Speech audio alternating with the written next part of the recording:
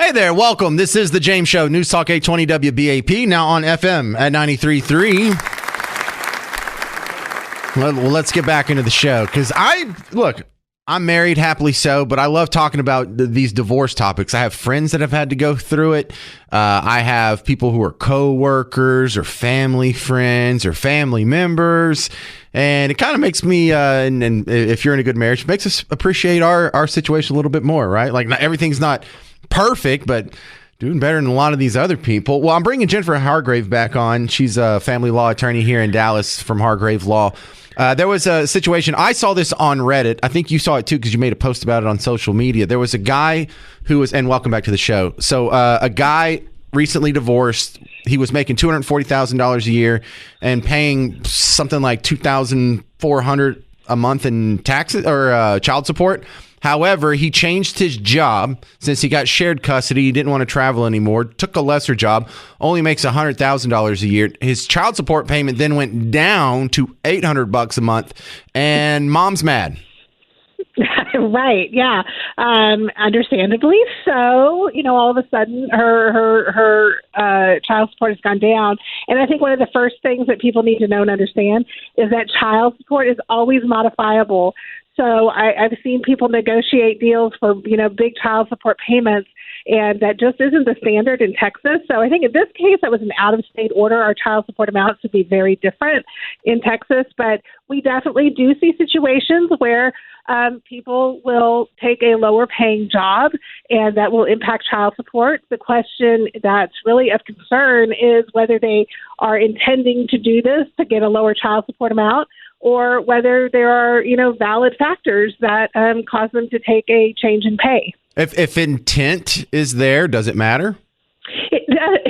Excuse me, it does matter.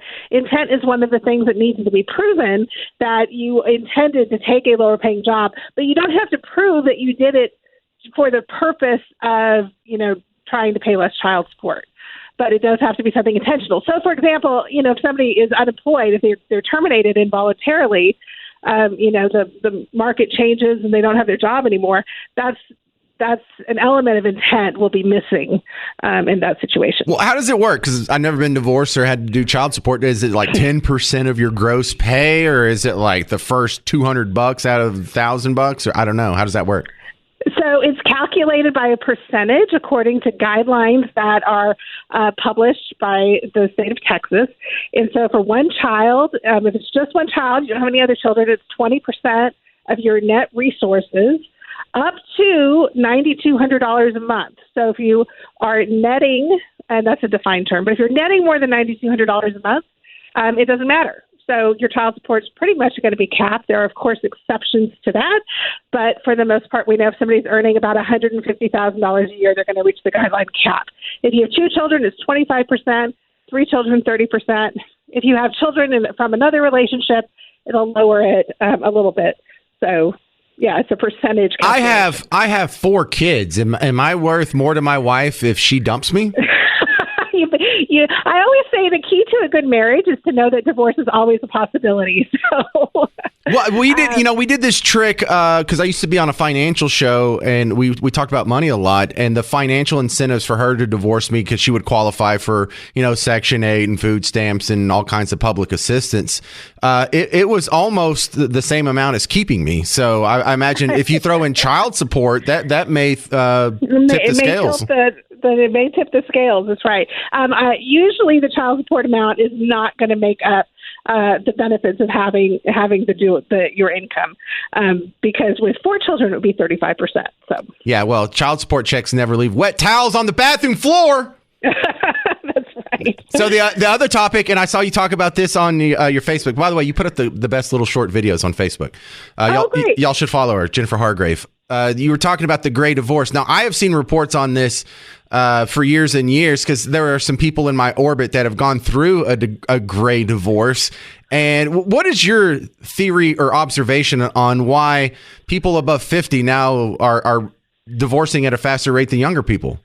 I love this. Now I'm above 50, so now I can speak maybe a little bit of experience. But, we're living longer lives. Our lives are more vibrant, I think.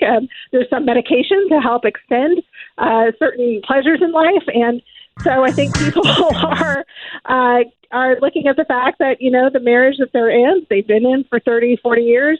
They don't want to spend another day in it. And so we are definitely seeing an uptick in the gray divorce. It can be really, really challenging because usually, like with a 65 and above, if you're retired, you're not going to be replenishing your assets, right? So what you have is pretty much what you have.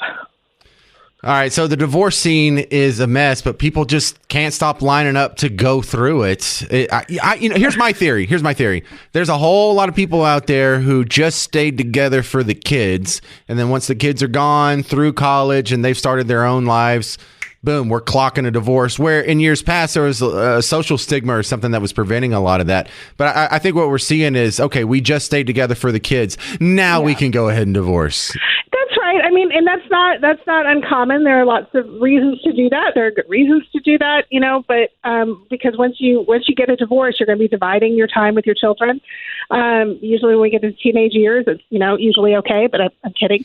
But I think with the older folks, they just realize that there's more life happening. They want to go travel. They're done raising the kids. And so we call it the empty nest divorce. When the last one goes off to college, now I've got this time and we're strangers, right? Like we've lived together for 30 years, but we haven't really spoken for the past 10. So, it's very normal. I think there are a lot of kind of quiet, marriages ending even without divorce, within the marriage where they really end up living separate lives. Yeah, in fact, my grandparents on my dad's side had separate houses, but they would never get divorced and they would never admit that they're separate. They're like, no, we're happily married. You're in different states. Well, I mean, whatever works for people. It worked for them. Look, here's the flip side to that. I know it sounds all negative and pessimistic. Oh, people can't stop breaking up in their 50s. That also means that there's a pretty hot dating scene in their 50s and 60s that just didn't exist before. That's true. A lot of new pickleball partners and a lot of dating happening. So that's why I said it's, where we used to think maybe, people got to their 60s and their 70s and they were kind of winding down. I think a lot of people are really just getting started. All right. If the guy listening or lady listening to us is getting ready to dump their dead weight of a spouse, how do they contact you? Well, they're welcome to come to our website at hargravefamilylaw.com, or they can reach out at 214-420-0100.